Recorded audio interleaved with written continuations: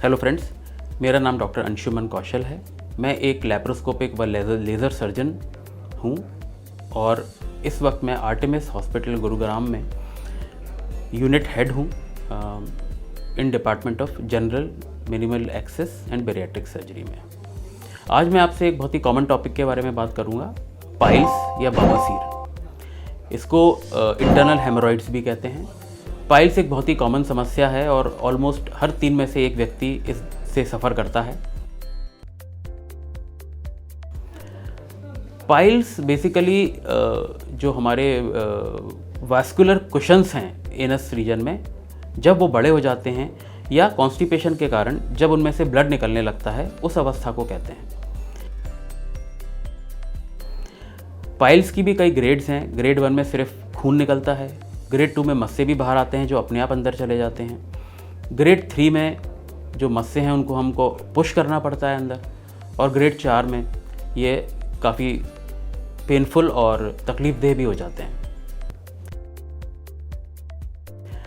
Piles के जो symptoms हैं वो सबसे कॉमन है बिना किसी दर्द के सुर्ख लाल खून जो लैट्रिन के साथ निकले, या फिर ज़ोर लगाने पे मस्से बाहर निकल आएँ।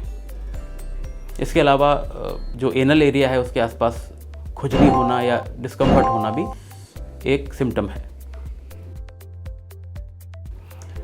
पाइल्स उन लोगों को ज़्यादा होता है जो कॉन्स्टिपेशन से ग्रसित रहते हैं, जिनकी डाइट में फाइबर कम है या पानी का इंटेक कम है, या जिनका वज़न ज़्यादा है, या जो प्रेगनेंसी के बाद डेवलप कर लेते हैं। और उम्र के साथ भी पाइल्स देखने को मिलते हैं जो कि टिश्यू की वीकनेस के कारण हो जाते हैं। साथ ही कुछ फैमिलीज़ में ये एक जेनेटिक कंपोनेंट भी होता है जिसमें लोगों को पाइल्स हो सकता है। बेसिकली अगर हम अपनी डाइट और लाइफस्टाइल मॉडिफिकेशन कर लें, खाने में फाइबर्स ज़्यादा लें, पीने की चीज़ें, हाइड्रेशन अच्छा रखें, साथ ही टॉयलेट सीट पे ज़्यादा स्ट्रेनिंग ना करें, ज़्यादा समय ना बिताएं, तो इनसे बचा जा सकता है। अगर एक बार पाइल्स डेवलप हो जाते हैं तो इनिशियल अवस्था में केवल अगर हम लगाने के लिए कुछ ऑइंटमेंट्स या क्रीम्स का प्रयोग करें, अपने डाइट को मॉडिफाई रखें, फाइबर्स लें, पीने की चीज़ें लें और ज़ोर ना लगाएं, तो काफ़ी राहत मिलती है। एक चीज़ होती है इसके बारे में आपको बताना चाहूँगा जिसको हम सिड्स बात कहते हैं। सिड्स बात कुछ नहीं है, जब हम स्टूल पास करते हैं उसके बाद जब हमें डिस्कम्फर्ट होता है तो एक शैलो टब में गर्म पानी लेके और उसमें एक एंटीसेप्टिक डाल के 10 मिनट अगर हम बैठेंगे तो काफ़ी आराम मिलता है। यह प्रक्रिया हम दिन में 2 बार कर सकते हैं। 5 से 7 दिन के लिए अगर हम करें तो हमें काफ़ी राहत मिलेगी।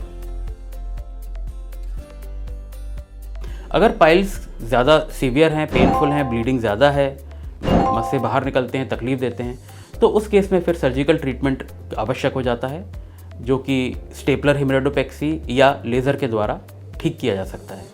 यह जो प्रक्रिया है ये 10 मिनट की होती है और इसमें किसी तरह का दर्द नहीं होता, कोई चीरा नहीं लगता, और 12 से 24 घंटे का एडमिशन के बाद मरीज़ अपना काम ज्वाइन कर सकता है।